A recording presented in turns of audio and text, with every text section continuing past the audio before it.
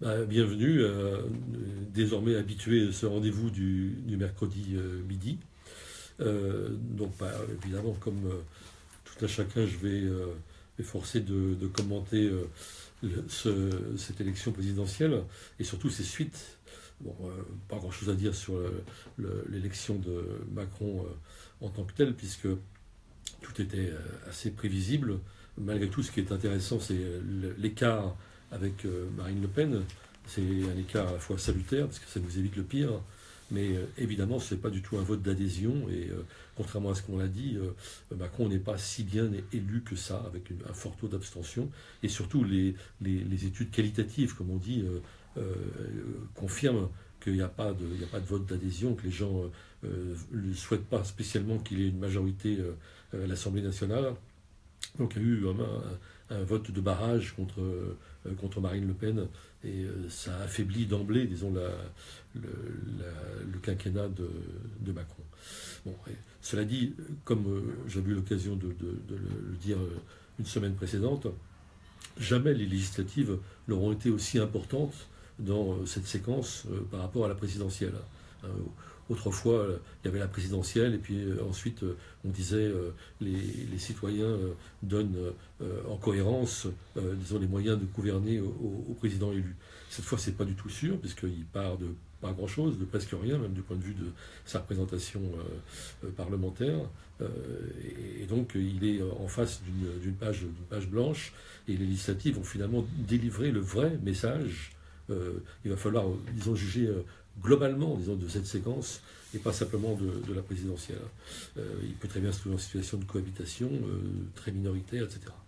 Alors qu'est-ce qui va se passer? Bon, on le voit déjà. Donc on va à l'amorce, disons, d'un véritable troisième tour. C'est d'ailleurs la une de Politis cette semaine, un troisième tour à la fois dans les urnes avec les législatives, et en même temps, probablement assez rapidement, un troisième tour social. On a vu déjà l'amorce de mobilisation des dimanche soir, et ça viendra si il confirme sa volonté de passer en force par des ordonnances pour réformer le Code du travail, c'est-à-dire pour prolonger et aggraver finalement la loi El Khomri. Encore faut-il qu'il en ait les moyens législatifs, parce que même pour ça, il a besoin, Macron, que l'Assemblée nationale habilite, disons, cette démarche d'ordonnance, et même ça, c'est pas du tout certain. Donc, et contrairement à ce qu'il dit, il va pas parvenir à avoir un élan populaire comme ça, qui absolument lui a fait défaut dans cette présidentielle. Hein. On l'a vu d'ailleurs dimanche soir, Paris et puis les grandes villes étaient des villes tristes en somme. Hein. On avait évité le pire avec Le Pen, mais il n'y avait pas lieu, disons, de faire des grandes fêtes dans les rues. On n'a pas du tout vu ça, contrairement à des présidentielles précédentes. Donc contrairement à ce qu'il dit, il va se trouver dans une situation quand même de débaucher des gens qui viennent de droite et de gauche. Alors, à droite, c'est pas forcément simple. Bon, on voit bien qu'il y a du côté des jupéistes les tentations, et on dit qu'il prendrait là son Premier ministre. C'est tout à fait possible. Ce serait d'ailleurs stratégiquement assez bien joué. Et à gauche, par contre, il y a déjà un afflux de candidats, et ça dénote tout à fait la situation, la crise du Parti socialiste, puisque ces gens, disons, autour de Manuel Valls, essentiellement, sont déjà des gens de droite, hein, depuis belle lurette, et finalement, ils ne font là que confirmer, du point de vue de leur démarche personnelle, ce dont ils rêvaient, c'est-à-dire d'effacer même le nom du Parti socialiste, d'effacer toute référence sociale. Il y a quand même une petite parenthèse assez jouissive dans cette histoire, c'est que Valls, qui a fait assaut de candidature pour se rapprocher de Macron, reçoit du côté de Macron un accueil absolument glacial. Il n'a pas l'investiture, enfin bon, ils le font lanterner, et ça c'est assez drôle. La vengeance qui se mange, un plat qui se mange froid. Mais enfin bref, mais ce qui nous intéresse le plus, nous autres, c'est quand même ce qui va se passer à gauche.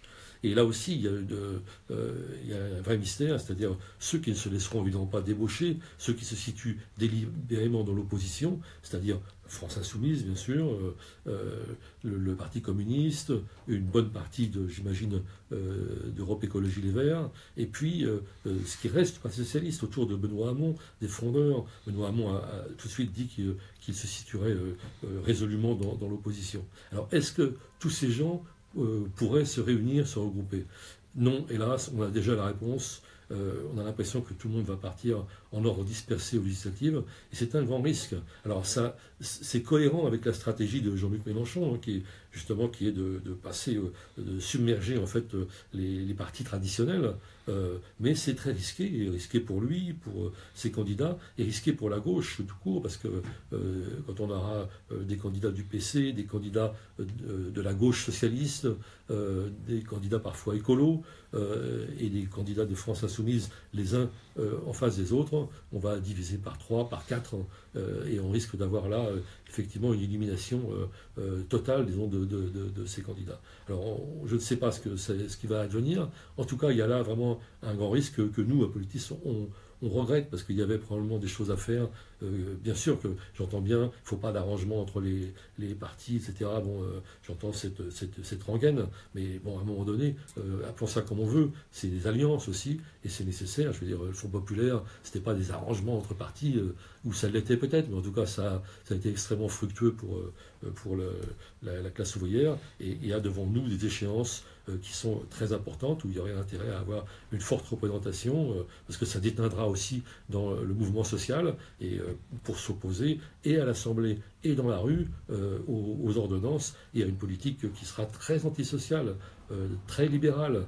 Et il ne faut pas se leurrer, malgré les sourires et le côté un peu séducteur d'Emmanuel Macron. C'est une politique très violente et très dure qui se prépare. Donc je souhaite, et nous souhaitons à Politis, qu'il y ait un maximum d'unité pour s'opposer par tous les moyens, et législatifs, et dans les manifestations sociales, le mouvement social, à ces plans qui visent à déstructurer complètement, disons, l'organisation sociale du pays.